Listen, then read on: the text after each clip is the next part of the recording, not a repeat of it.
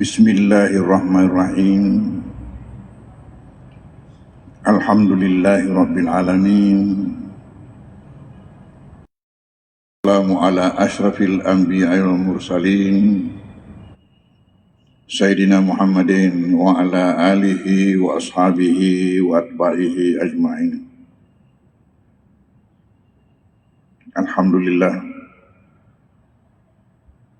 bahwa pada malam hari mubarak ini atas rahmat Allah Subhanahu wa ta'ala maka pengajian kita ini dapat berlangsung di mana kita sama-sama sempat pula untuk menghadirinya. Alhamdulillah.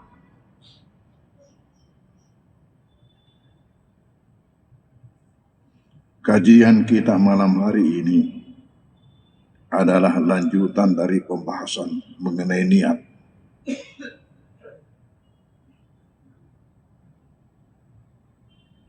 Dalam kajian kita Jumat lalu dibicarakan di mana sebenarnya tempat niat itu.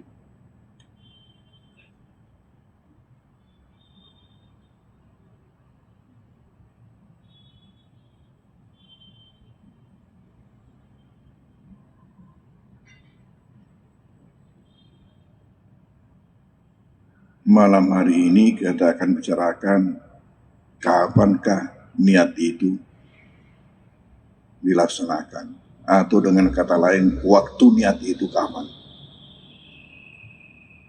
waktu berniat itu kapan.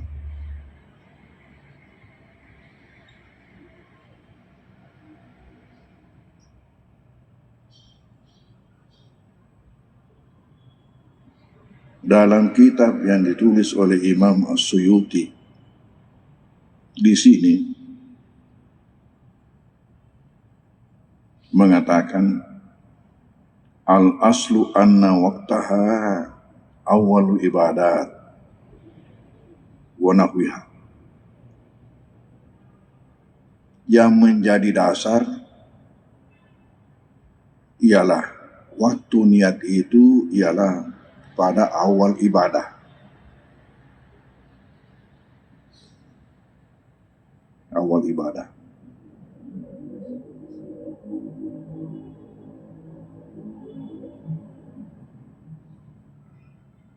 Tetapi waharaja min zalika as-saum. Yang dikeluarkan daripada ini ialah puasa.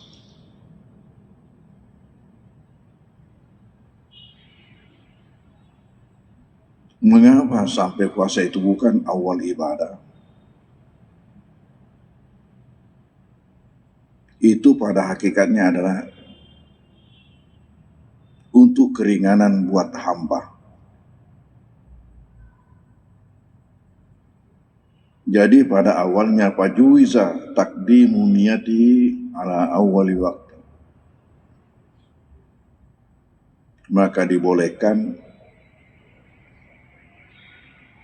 didahulukan niatnya daripada awal puasanya.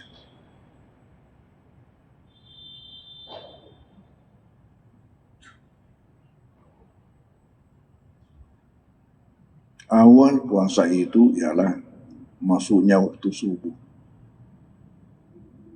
Itu awal puasa. Di mana terkadang ada orang ketiduran. Jangan sampai nanti ada yang bangun langsung saja puasa, lupa niat.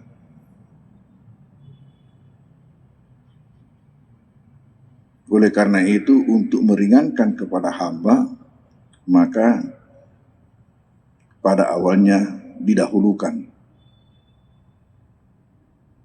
niat memang sebelum tidur.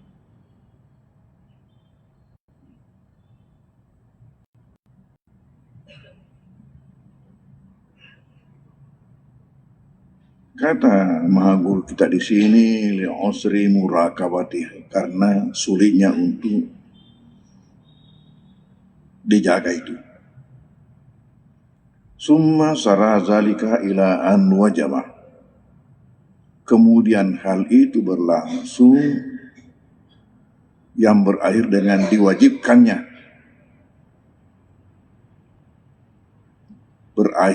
diwajibkannya niat itu sebelum puasanya.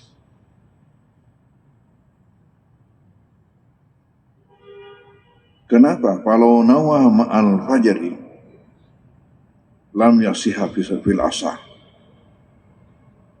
Apabila nanti fajar baru dia berniat, maka menurut pendapat yang paling sah, sudah tidak sah lagi puasanya.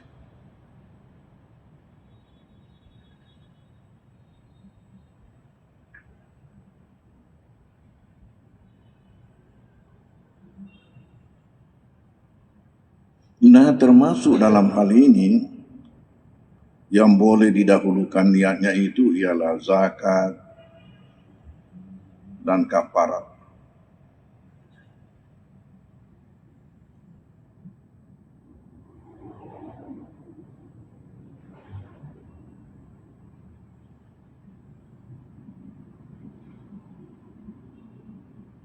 Kenapa?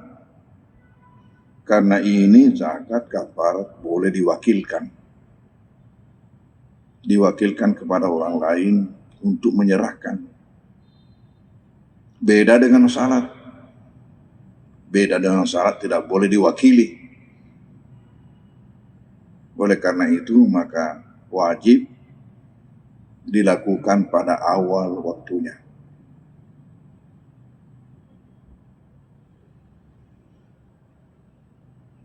Bagaimana kalau ada orang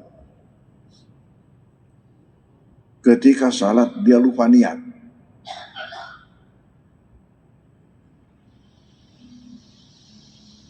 Hanya terus datang takbir tanpa niat. Menurut hukum, salatnya itu tidak sah. Karena kaidah yang berdasarkan dari hadis Nabi yang mengatakan innamal a'malu binniyat. Amal itu nanti sah, nanti dapat diterima apabila dilakukan dengan niat. Nah, ini dia lakukan tanpa niat. Jadi kalau sekiranya ada orang yang melakukan itu salat tanpa niat, sekarang kapan dia ingat? Kapan dia ingat bahwa dia tadi ini memulai salatnya tanpa niat?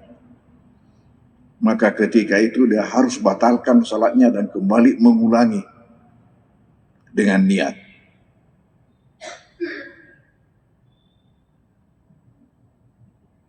Walaupun sementara dalam salat.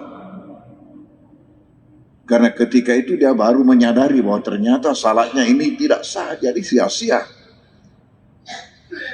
Makanya langsung dia ulangi. Dengan niat dimulai lagi dengan permulaan salatnya. Demikian juga andai kata nanti sesudah salat baru dia sadar, pada wania one, maka wajib dia mengulangi.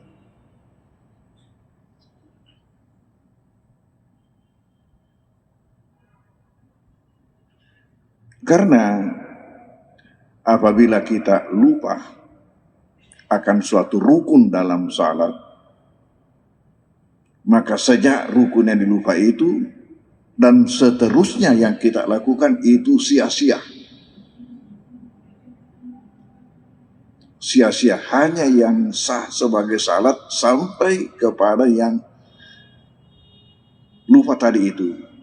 Berawal dari yang lupa sudah sia-sia.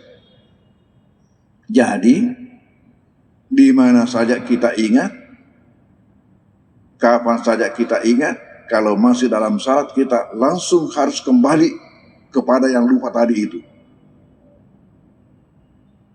Langsung kembali kepada yang lupakan tadi itu.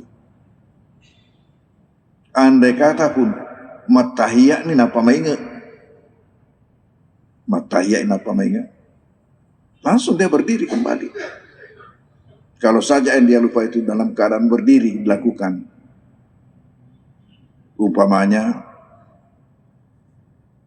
dia lupa i'tidal, dia ruku, dilanjutkan dengan sujud, jalan salatnya sampai tahiyat, baru dasar dia balik i'tidal mulai, dia kembali berdiri, ruku kembali, dan kembali melakukan i'tidal yang dia lupa tadi itu, dilanjutkan terus sampai kepada tahiyat dan seterusnya memberi salam.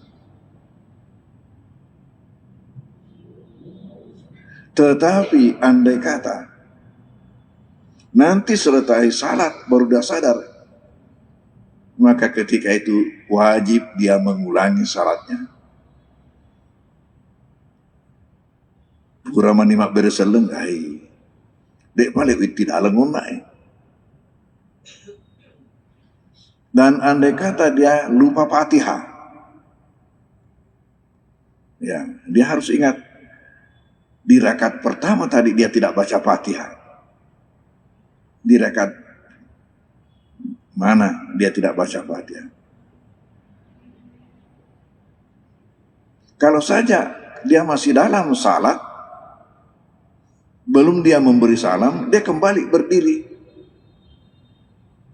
membaca Fatihah, dan itu dianggap sebagai rakaat yang dia lupa tadi itu. Jadi kalau andai kata dia lupa Fatihah tadi pada rakaat pertama, padahal dia ini sudah tahiyat, dia harus kembali berdiri dan membaca Fatihah, dan itu kembali dianggap sebagai rakaat pertama.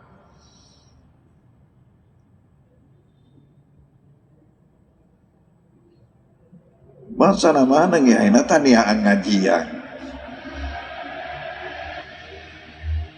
Lu taniaan ngajian. Dek mena ni lolong ngaki ceramai.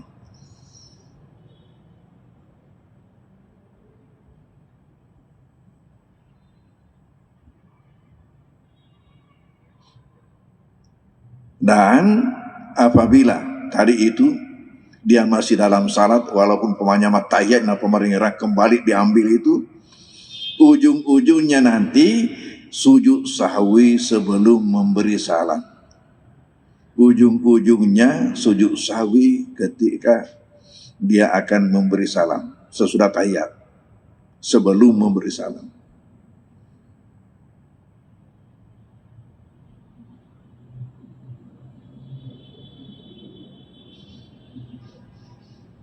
Yang sering terjadi ini, ragu-ragu dalam rakaat salatnya.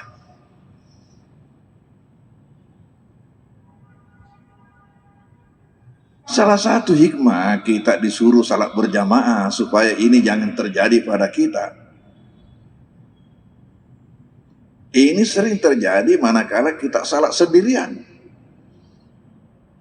Kenapa? Karena kita sadar begitu banyak gangguan. Anu ya lupa ya utuh dari sempajan apa mana ngi mumpuk utuh sama sempajan, la ilaha illallah, mana kejam-jam apa kuat.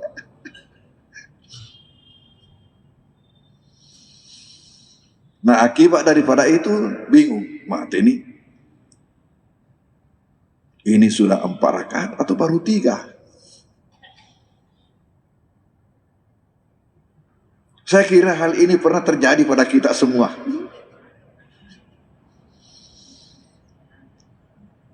Itu salah satu ancaman salat sendirian. Lalu bagaimana penyelesaiannya kalau itu terjadi pada kita? Nabi memberikan petunjuk. Nabi memberikan petunjuk, yaitu bagaimana anggap rakaat yang dibawa ini sudah 4 atau baru 3? Rakaat yang dibawa 3, baru 3. Ini sudah 3 atau baru 2? Baru 2. Begitu. Itu petunjuk Nabi. Karena sebenarnya ketika kita ragu-ragu, yang diragu-ragukan itu yang di atas. Rakaat yang banyak itu yang diragu-ragukan, yang di bawah itu sudah diyakini.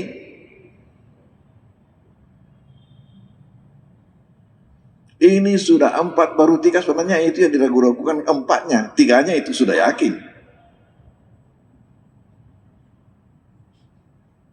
Hitung dengan rakaat yang di bawah.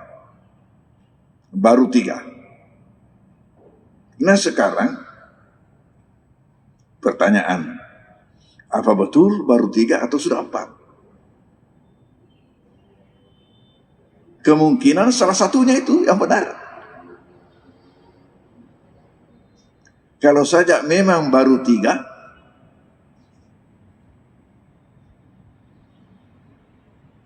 sehingga dengan menambah 1 rakaat menjadi 4 sudah sesuai dengan semestinya.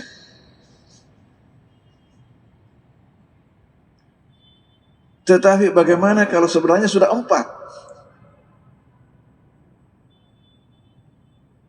Lalu ditambah lagi 1 rakaat, akhirnya menjadi 5. Perhitungan kita baru 4 setelah ditambah, padahal sebenarnya yang kenyataannya itu sudah 5. Nabi ada memberikan keterangan bahwa apabila andai kata sebenarnya sudah genap, sudah 4, tapi dengan perhitungan tadi sesuai petunjuk baru 3, sehingga ditambah 1, akhirnya kenyataannya menjadi 5. Apa kata Nabi? Akhiri dengan sujud sahwi.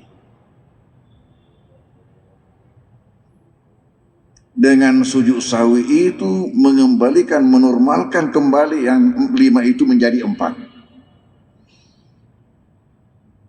Fungsi sujud sahwi di sini ialah menormalkan kembali yang 5 itu menjadi 4. Tetapi bagaimana kalau memang baru 3? Sehingga ditambah 1 rakaat menjadi 4. Jadi sebenarnya sudah sesuai dengan semestinya. Lalu ditutup juga dengan sujud sahwi. Jadi apabila terjadi keraguan-raguan seperti itu, ingat, ujung-ujungnya sujud sahwi dengan cara menghitung angka yang dibawa. Kalau memang baru 3 lalu ditambah 1 rakaat, berarti sudah pas. Maka sujud sahwi ini kata Rasulullah untuk menjerahkan setan. Papangkeri lo kaki setange. Maka dahaga kamu tidak bisa membuat salat saya salah. Kamu tidak bisa membuat salat saya salah.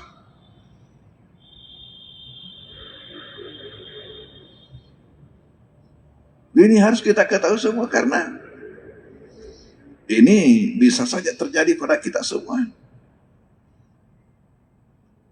Neka ya rotode napura mangaji, magani kira-kira, rokin waga ni kuapa kiro, ele makutar kai, siandra kandi sempajak gue.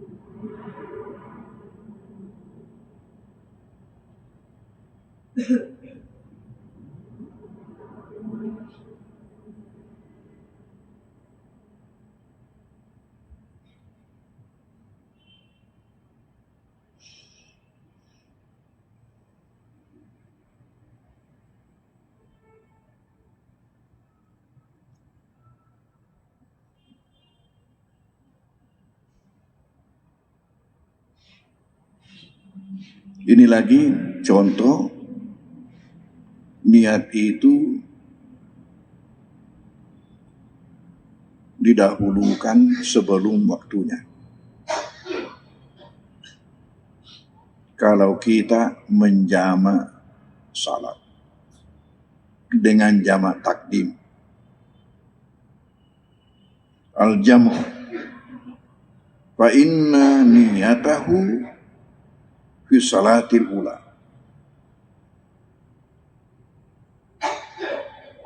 niatnya salat yang dijama itu ialah pada salat yang pertama.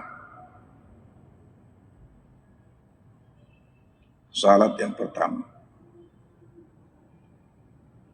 Artinya apa? Untuk nanti pada salat yang kedua kita tidak berniat lagi.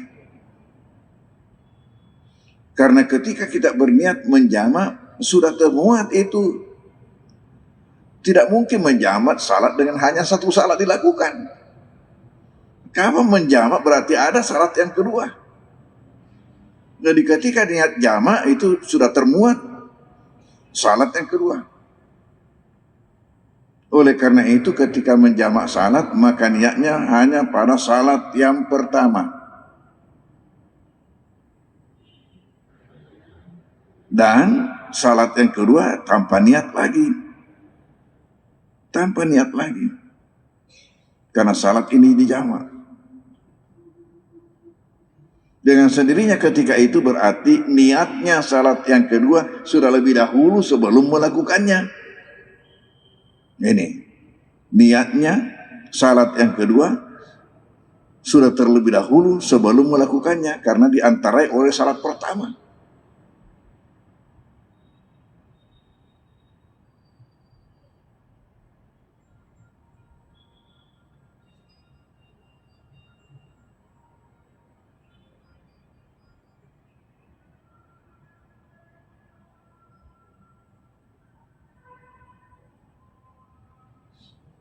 Kemudian karena itu pula maka termasuk salat jamak takdim karena niatnya begitu rupa termasuk syarat jamak takdim tidak boleh diantarai dengan zikir atau apa. Tidak boleh diantarai dengan zikir atau doa atau apa. Pokoknya langsung sesudah salam langsung berdiri untuk mengambil rakaat yang kedua. Kenapa? Salat yang kedua. Berbeda dengan kalau jamak takhir. Kalau jamak takhir karena boleh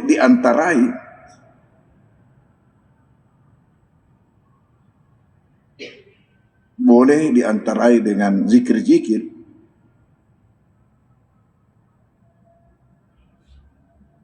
Sehingga niatnya boleh terpisah.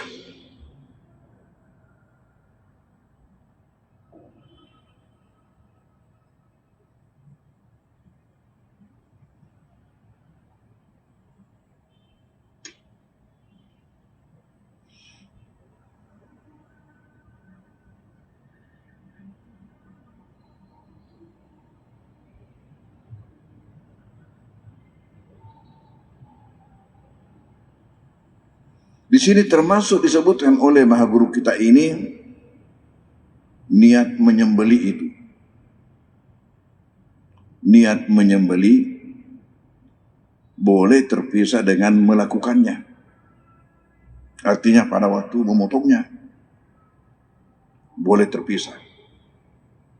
Niatul udhiyah yajuz takdimuha ala zabhi. Niat kurban boleh didahulukan sebelum menyembelinya. Wala yajibu tiranuha dan tidak wajib untuk serangkai bersamaan dengan waktu menyembelinya.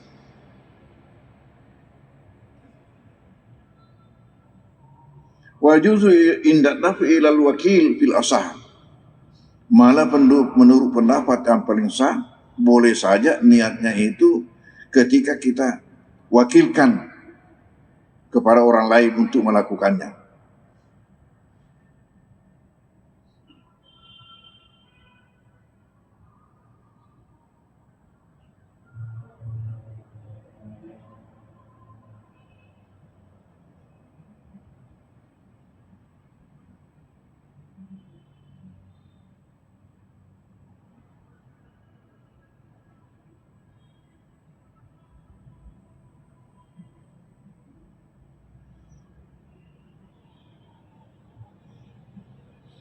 Kemudian di sini ada catatan-catatan yang diberikan kepada kita. Ialah pertama, apabila ibadah itu awalnya adalah zikir, maka wajib serangkai dengan lafaz zikir itu. Pendapat yang kedua mengatakan cukup apabila serangkai dengan awalnya zikir itu. Contoh ibadah yang awalnya zikir, salat. Apa awalnya zikir? Takbir ihram. Awal salat dengan kita takbir ihram berarti zikir. Nah, di sini dikatakan itu niatnya adalah harus serangkai dengan semua lafadznya. Ini satu pendapat. Pendapat yang kedua mengatakan cukup apabila serangkai dengan awal zikirnya. Jadi bagaimana? Ini menurut pendapat pertama, niatna sempajange silampai Allahu Akbar. Kilalena Allahu Akbar munroh. Ini menurut pendapat pertama. Serangkai dengan zikir itu. Jadi mulai dari A sampai R. Allahu Akbar. Kerumono. Ketonirul namun niatna. Saya berniat salah Isa, makmuman karena Allah.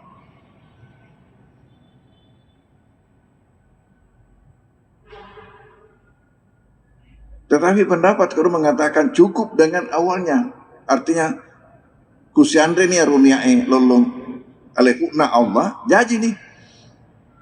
Dengan alasan ada di dalam Al-Quran Allah mengatakan kami tidak jadikan dua hati di dalam satu orang. Kami tidak jadikan dua hati dalam satu orang. Maksudnya seorang itu tidak bisa mengingat dua hal bersamaan. Mengerangi sek dia, nah lupa itu sek dia. Ini pendapat yang kedua. Oleh karena itu, kapan dia ingat itu niatnya, lupa makna Allahu Akbar. Kapan dia ingat makna Allahu Akbar, lupa niatnya. Oleh karena itu, niatnya ditempatkan Allahu Akbar. Yang penting bergandengan dengan Allahu Akbar. Ini alasan pendapat yang kedua.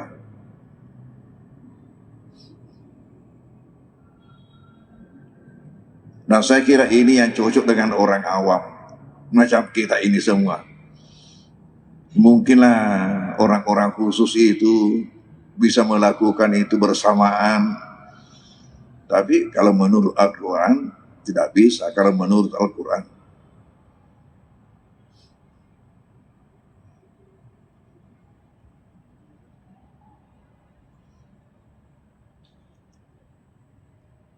makanya umpamanya kalau kita mau bepergian, kapan ada sesuatu yang kita mau bawa, sebelum waktunya kita berangkat, kita ingat, pas ada memang nih, apa waktu jadi matu atau telok jauh pada yang lupa ini? Ya kapan ada hal-hal yang kita memang bawa-bawa, begitu kita ingat, sudah siapkan. Dan sebaiknya ya kalau bisa berdiri sendiri barang itu tempatkan di belakang pintu. Dek nanti nak lupa ikut jauh pagi ngasap topai 7 mata.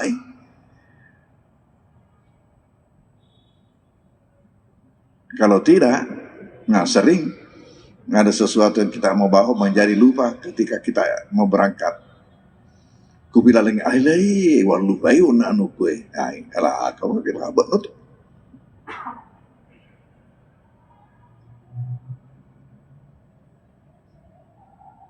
Ini catatan pertama. Kalau ibadah itu adalah awalnya zikir, ada dua pendapat.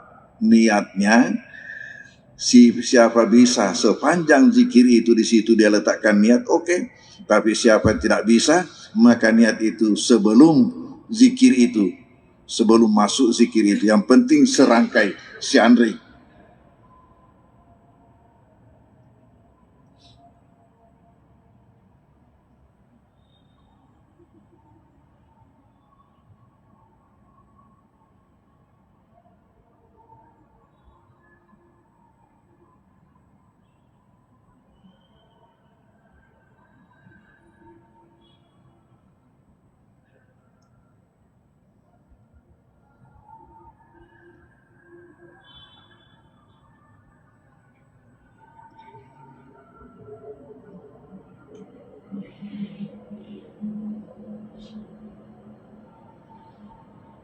Kemudian yang kedua,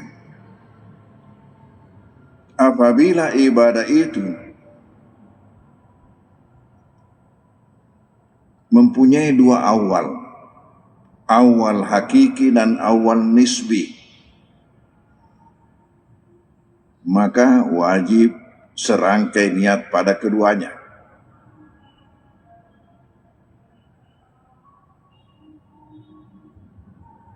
Contohnya dalam hal ini wudhu dan mandi.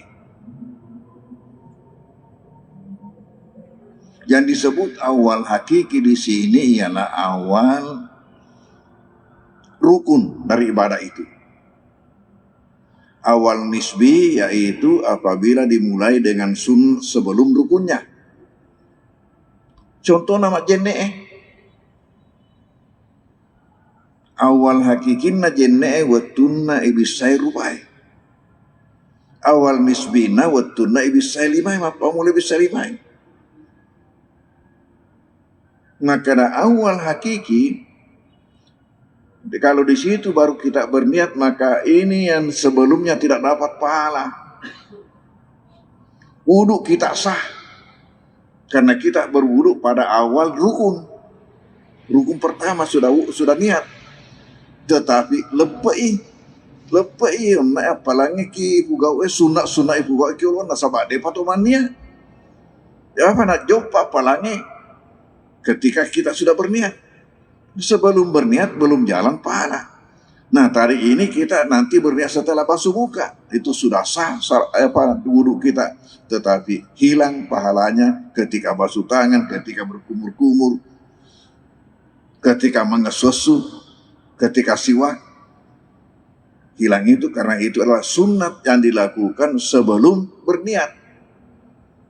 Jadi kalau awal nisbinya itulah sunat yang dilakukan sebelum fardunya, itulah awal nisbinya. Ya, jadi sebaiknya kita berniat ketika memang awal pekerjaan, awal dilakukan cuci tangan, di situ berniat. Termasuk sunat di situ setelah berniat ialah membaca Bismillahirrahmanirrahim. Suku ni kau pakai roh,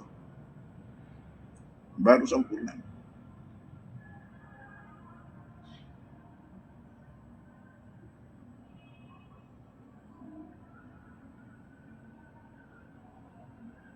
Demikian juga waktu mandi. Waktu mandi, awal hakikinya itu ketika menyiram tubuh. Tetapi ada sunat sebelumnya. Ada sunat sebelumnya itu. Apa itu sunat sebelumnya? Yaitu kita berwudu. Dan ada wajib sebelumnya, sebelum mandinya, yaitu kita istinja. Apabila kita habis buang air, itu wajib sebelum mandi dilakukan. Nah, agar supaya kita mendapatkan pahala semua itu, maka niatnya sudah di situ. Nah, ini contohnya mendahulukan niat. Niatnya sudah di situ. Jadi dalam hal ini lebih dahulu niat mandinya, baru niat wudunya. Karena kita mau mandi ini dengan sempurna dengan sunat-sunatnya. Kalau saja bukan sempurna dengan sunat-sunatnya, langsung saja siram badan. Itu langsung saja fardunya tanpa sunatnya. Tapi kalau mau melakukan dengan sunatnya, mulai ketika kita istinja, di situ sudah berniat. Sudah berniat. Lalu sesudah itu kita berwudu, itu juga dengan niat wudunya. Kemudian dilanjutkanlah dengan menyiram badan, kemudian bersabun, kemudian menyiram lagi, menggosok badan, kemudian seterusnya menyelesaikan itu dengan menyiram terakhir. Dan sesudah itu kita tidak perlu lagi berwudu. Sudah wudunya sudah lebih dahulu, tidak perlu lagi berwudu, terkecuali kalau ketika kita habis mandi ini menyentuh lama rupa, maka batal tadi wudu pertama, terpaksa kita berwudu ulang. Tapi kalau tidak pernah lagi, karena itu yang pertama dibersihkan di samping istinja, maka itu pertama dibersihkan al-mukarram atau al-mukarramah, baru berwudu. Nah, sehingga ketika mandi nanti tidak usah lagi disentuh itu, karena sudah dapat bagiannya, dia malah mendapatkan prioritas pertama.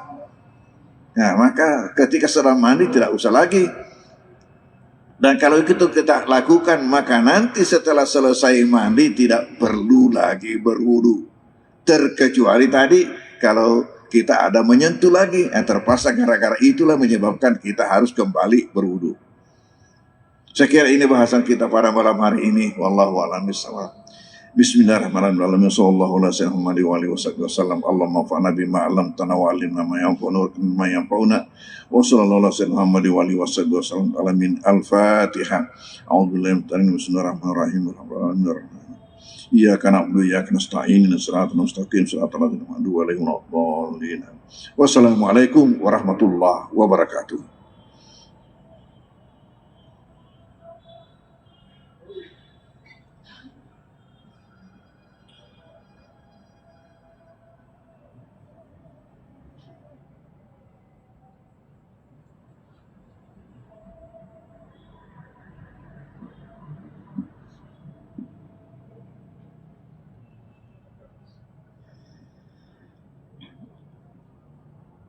Allahu Akbar, Allah. Download Tribun X sekarang, menghadirkan lokal menjadi Indonesia.